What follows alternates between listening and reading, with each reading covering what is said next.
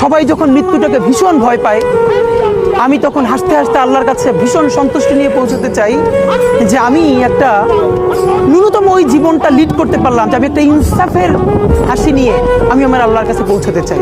হায়াত মৌতের মালিক আল্লাহ, ন্যূনতম সিকিউরিটি নিয়ে চলাও হলো সুন্নাহ। কিন্তু আমাদের লড়াইটা হলো, আমার মা স্বাভাবিকভাবেই কান্নাকাটি করেন, আমার পরিবার সবাই। তো আমি আমার মাকে বলেছি যে দেখো, মানে আমরা যে লড়াই নেমেছি, আমার একটা মনে হয় কি কোনো রাজনীতিবিদের না বাসায় মৃত্যুটা হইতে পারে না, এটা কোনো ভালো মৃত্যু না।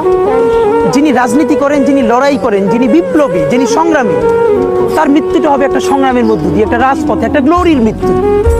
আমি তো ভীষণভাবে প্রত্যাশা করি, আমি ছোটবেলা থেকে এই স্বপ্নটা দেখি, অনেক জায়গায় বলেছি, একটা তুমুল মিছিল হচ্ছে অন্যায়ের বিরুদ্ধে, সেই মিছিলের সামনে আমি আছি, কোনো একটা বুলেট এসে আমার বুকটা হয়তো বিদ্ধ করে দিয়েছে, এবং সেই মিছিলে আমি হাসতে হাসতে আমি শহীদ হয়ে গেছি।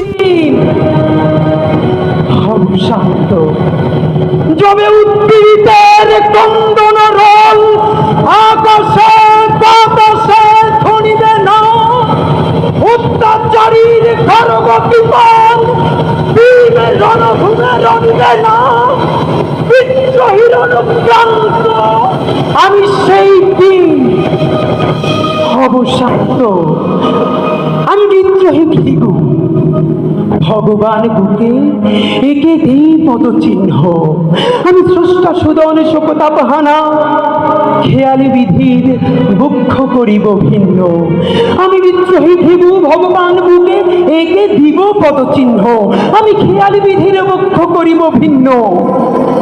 আমি চিরবিদ্রোহী বীর, বিশ্ব ছড়ায় উঠিয়াছি একা, চির উন্নত মামসে।